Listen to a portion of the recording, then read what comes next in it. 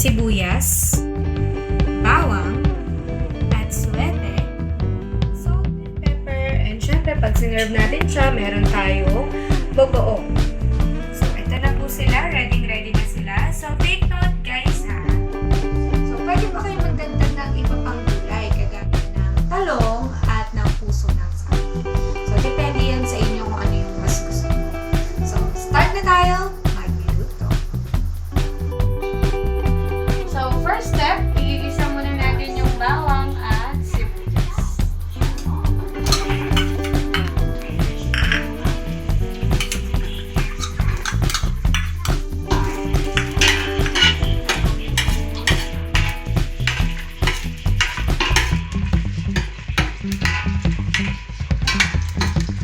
Then, lagay na natin din yung baboy. Sama siya sa ating igigisa.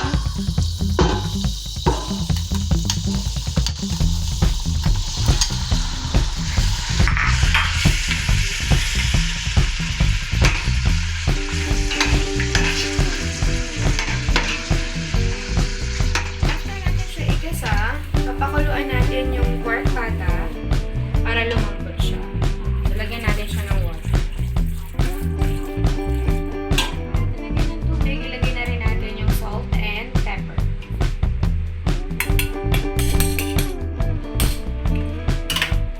Haluin lang natin.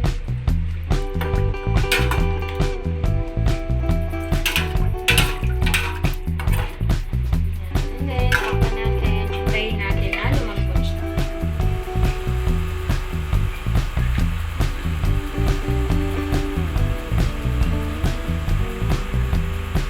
Ngayon, naluto na po siya. Ayan. Lambot na yung ating pata. Pwede na po natin ilagay yung peanut butter.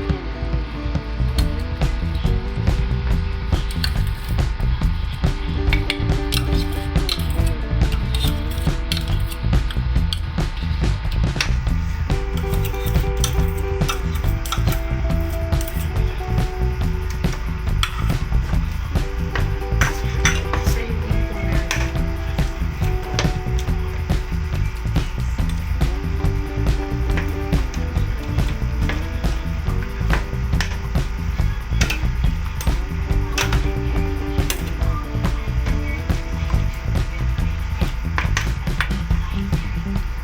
Takpan po muna natin ulit siya.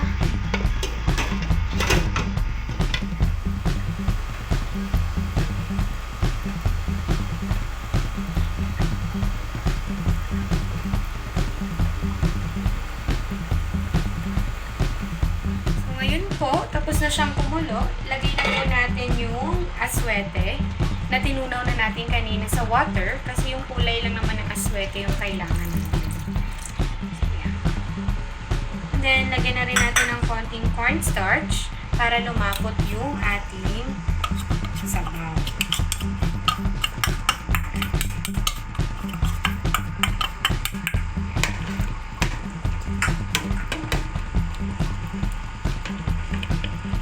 After po natin ilagay yung aswete and yung cornstarch, tatakpan po ulit natin siya, inaantayin po ulit natin siya na kumulo.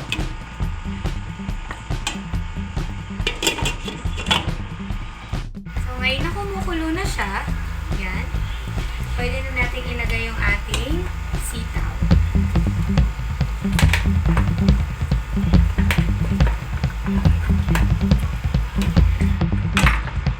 Then, takpan ulit natin siya hanggang sa kumulo.